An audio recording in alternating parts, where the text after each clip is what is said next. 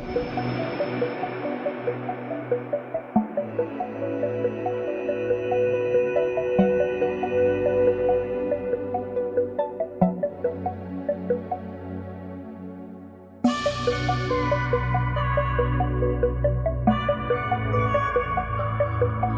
4th of July message of 2023. Addicted to the 4th of July. Talk about being woken. There's nothing worse than a person who claims to be woke but is sleepwalking. If you are of African descent living in the United States of America, it is truly an oxymoron thing to say you are woken if you are addicted to celebrating the 4th of July. Yes, I would say addicted at this point because I understand addiction. But the chains of addiction can be broken if you are diligently seeking the truth. The 4th of July is a national holiday embraced by your family, friends, and co-workers. The bum word is cookout for the 4th. Since the 1st of July, I have heard people planning for the 4th of July celebration. I heard a plethora of fireworks last night, July the 1st, 2023. Cookout, enjoy your holiday, going out of town, you name it. It's the 4th of July. When a Caucasian person says something about the 4th of July, I typically do not respond, or I respond implicitly if they are speaking to me. But when a person of African descent says something about the 4th of July, I especially respond. But I want you to know that I respond in the most factual and historical and kind manner I can muster up.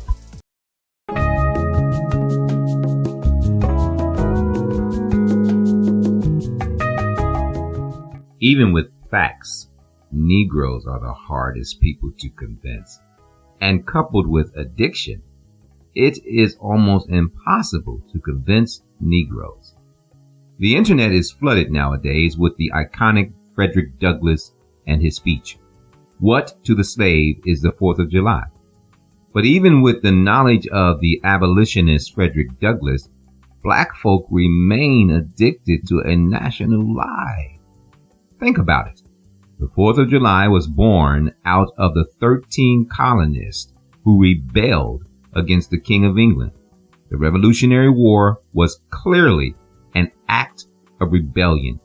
The 13 colonists greatly desired independence from Great Britain for the newly established America, an infant nation and land ruled and stolen by British people. Now think about this. In 1620, the British colonists arrived in Massachusetts, one of the original states, but they were all British, as America did not officially exist then. In time, the British colonists would rebel against their king, King George III, and those rebellious British would fight for their independence from their king. In the meantime, the transatlantic slave trade was in full swing. Slaves were a lucrative commodity, bought, paid for, and financed by several backings, countries, and aristocrats. The lucrative industry of slavery would make the colonist wealthy and prominent in a world of wickedness. Now, that is where black folk come into the independence celebration. Our ancestors were slaves who did not experience the independence the British had just fought for.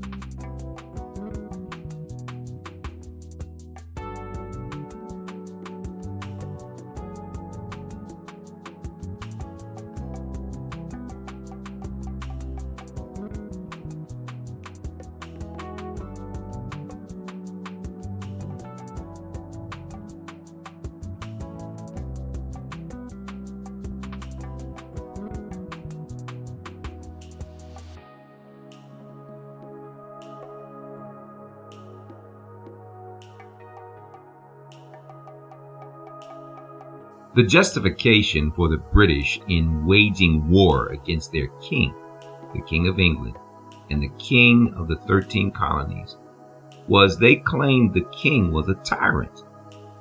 27 grievances were written and sent to King George III as to why the 13 broke off from their mother country. Those 27 grievances are part of the United States Declaration of Independence, 2 of which reveal the rebellious and racist agenda of the so-called Founding Fathers. Grievance 7. He has endeavored to prevent the population of these states, for that purpose obstructing the laws of naturalization of foreigners, refusing to pass others to encourage their migrations hither, and raising the conditions of new appropriations of lands.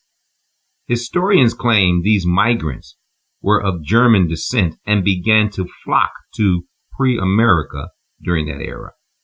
But there was also a huge influx of people who were neither migrant or immigrants.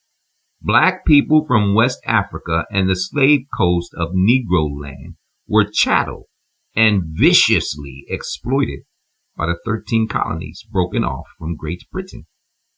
The last grievance the colonists addressed to the King of England was grievance number 27. Grievance 27.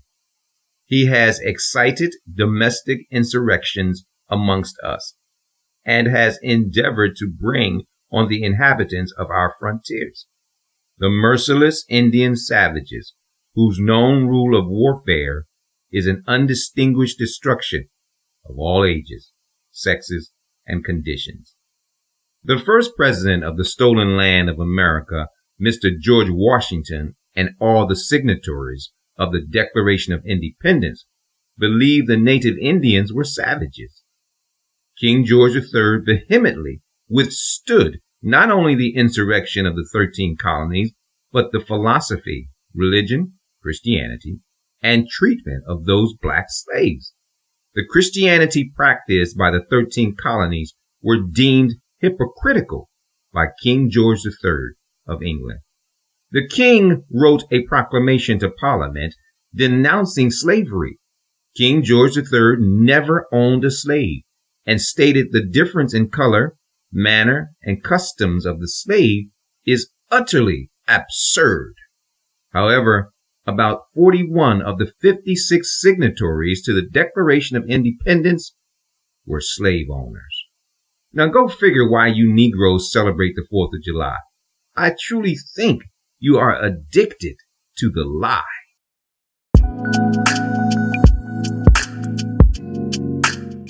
Now imagine if black people in America, who are descendants of slaves from the transatlantic slave era, would rise up and rebel against the founders of America, British. How would that look? Isn't it the exact same principle as what moved the British colonists to rise against their king? Help me to understand this. What is the difference? The 4th of July is proudly celebrated as a rebellion against Great Britain ruled by King George III.